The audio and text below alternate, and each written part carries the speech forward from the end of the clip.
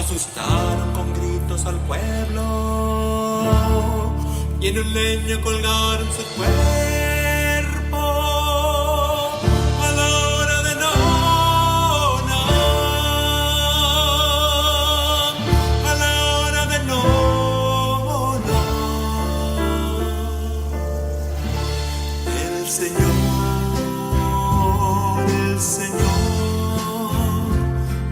murió.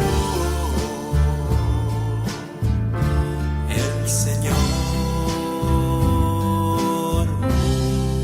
murió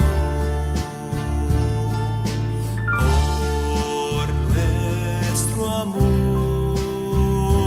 Murió el Señor en la cruz. Murió el Señor. Él nos mandó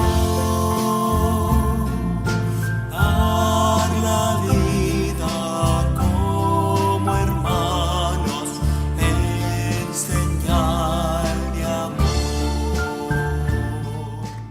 Buenos días, amigos y amigas. Estamos empezando el curso en todas las cosas, a todos los niveles, y también en el orden político. Y en el orden político, pues parece que va a seguir como el curso anterior.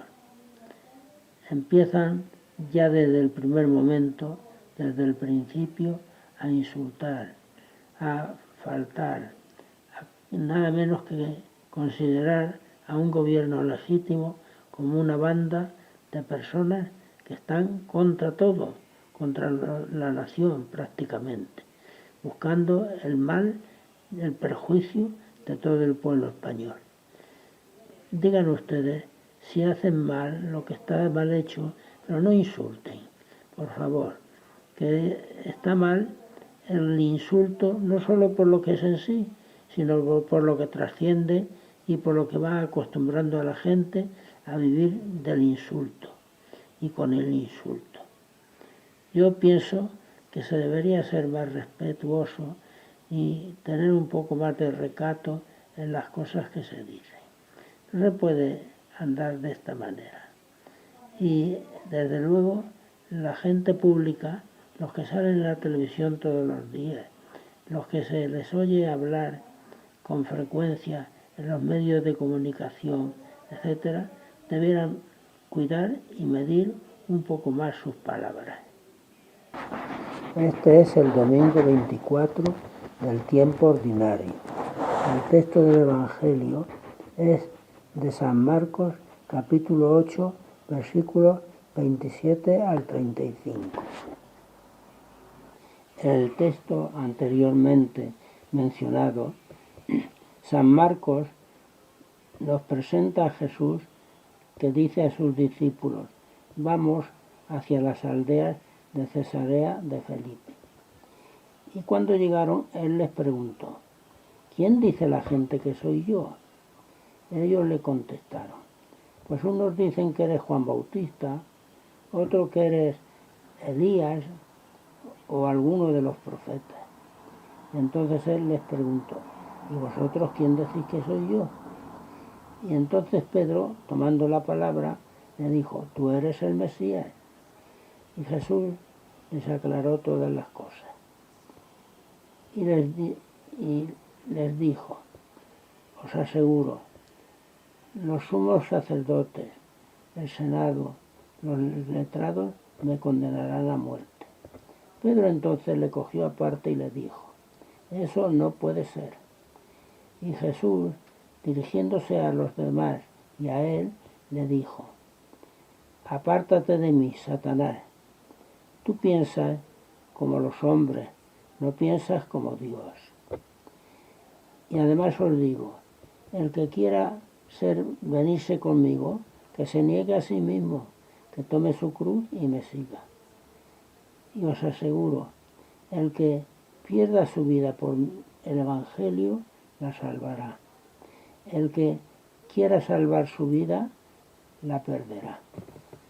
En este texto, Jesús aparece aceptando su mesianidad, como dice Pedro: tú eres el Mesías. y él se lo aclara, lo que significa todo eso. Y además les dice con toda claridad que el Mesías tiene que padecer, tiene que sufrir, tendrá que soportar muchas dificultades por el establecimiento del reino de Dios en la tierra, y hasta le condenarán a muerte por ello. Pedro, haciéndose eco de la opinión que entre los judíos existía, de que el Mesías sería un gran rey que se pondría al frente del pueblo y lo liberaría de la opresión de los romanos, se opone totalmente a ello y dice: eso no puede ser de ninguna manera. Y Jesús, que piensa de otro modo, le dice con toda claridad: Pedro, eres como Satanás, apártate de mí. Tú tienes el concepto de los hombres, como piensan las personas humanas aquí entre nosotros, y como piensan y se lo han metido en la cabeza los mismos jefes de la religión. Pero tengo que padecer mucho por el establecimiento del reino de Dios, porque consigo lleva dificultades, contratiempos y lucha. Y además les siguió diciendo: y el que quiera participar conmigo, venir conmigo en esta tarea, tendrá que estar dispuesto a seguirme también en las dificultades. Por tanto, negarse a sí mismo, tomar su cruz y venir a dar los mismos pasos que yo, para el establecimiento del reino de Dios, porque dificultades ciertamente encontrará, y posiblemente en ocasiones hasta la misma muerte. No es extraño que ellos, que pensaban, como toda la gente de su tiempo en Judea y en el resto de Israel, no es extraño, digo, que a ellos les pareciera imposible, que eso no podía ser, porque sencillamente un Mesías condenado a muerte y por los jefes y representantes de la religión era inconcebible, pero así era en realidad. Pero les dijo además, para que no se acobardaran: os aseguro, el que pierda su vida por el Evangelio, el que dé su vida por la transmisión del mensaje del Evangelio, tendrá segura su vida después. El que se acobarde y no se atreva a dar un paso en esta misión, ese perderá todo.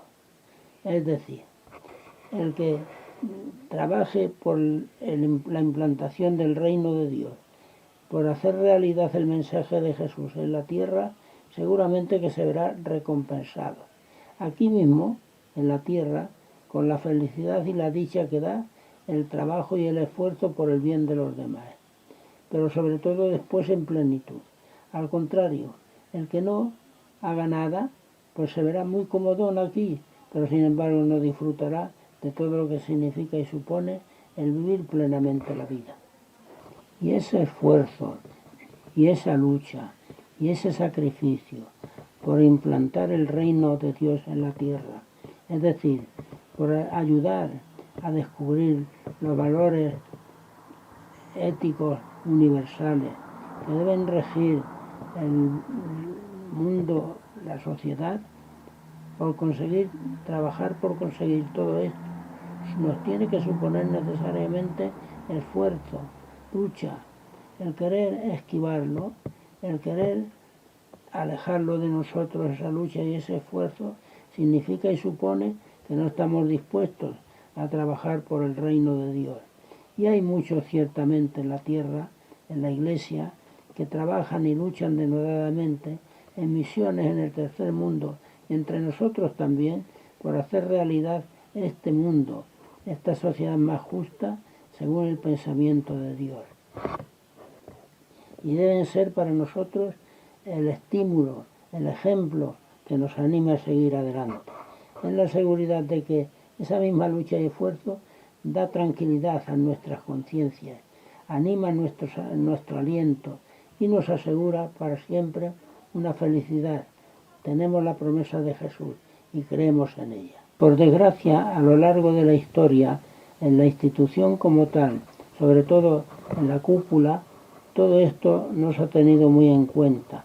Y sobre todo a partir del Teodosio I, cuando se declara católico y declara a la comunidad cristiana como religión oficial del imperio, Este deseo de poder, de ansia de constituirse, ser más, etc., se fue imponiendo hasta llegar a la Edad Media, en que los papas estaban sobre los reyes y los emperadores. Ellos mandaban y disponían a su gusto y capricho, según entendían que debía ser, y los reyes y emperadores se sometían a ellos, y fue haciéndose en realidad la Iglesia una institución de gran poder, una institución en la que la Iglesia, en vez de ser comunidad, se constituye en pirámide, donde arriba está el poder y abajo está el pueblo, abajo del todo está el pueblo, y los demás, el pueblo sometido a ellos, al poder que está arriba. Y desde luego en el pensamiento de Jesús eso no cabe.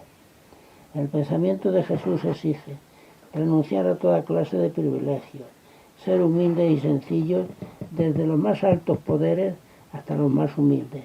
Y claro, las cosas que se tienen de arte, de arquitectura, etcétera, bellas, porque se han hecho a lo largo de la historia, no vamos a tirarlas, pero sin embargo yo pienso que se deberían poner más a beneficio del pueblo, en favor del pueblo, no en fomentar y en favorecer la riqueza y el poder que la Iglesia pueda tener.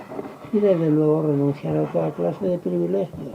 No caben privilegios en los que luchan y trabajan por el Evangelio, los que quieren de verdad vivir según el mensaje de Jesús, entregados al servicio de los demás. En los principios de los años 60 se celebró el Concilio Vaticano II, que fue un principio de renovación de la Iglesia de acuerdo con las situaciones y circunstancias concretas que se vivían entonces, sentando además las bases de lo que tendría que ser permanente, de acuerdo con aquel axioma, Ecclesia semper reformanda.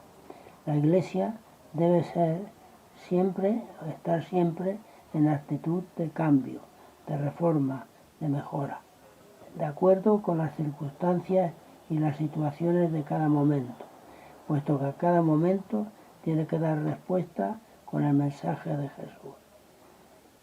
Esperemos que, ya que los principios aquellos del concilio se han olvidado mucho, esperemos, digo, que el sínodo convocado por el Papa para toda la Iglesia universal produzca frutos de renovación de acuerdo con los días que vivimos y que ponga a la Iglesia en pie frente al mundo en el que estamos con tantos problemas y tantas dificultades distintas de las que había antes. A ellas debe la Iglesia dar respuesta desde el mensaje de Jesús. Esperemos que sea así y que nosotros los cristianos respondamos con nuestra conducta a lo que la Iglesia en general va a decidir o las conclusiones a las que vaya a llegar, que esperemos que sean buenas. Adiós, amigos y amigas. Somos como esos viejos árboles batidos por el viento que azota desde el mar. Hemos perdido compañeros, paisajes y esperanzas en duro batallar.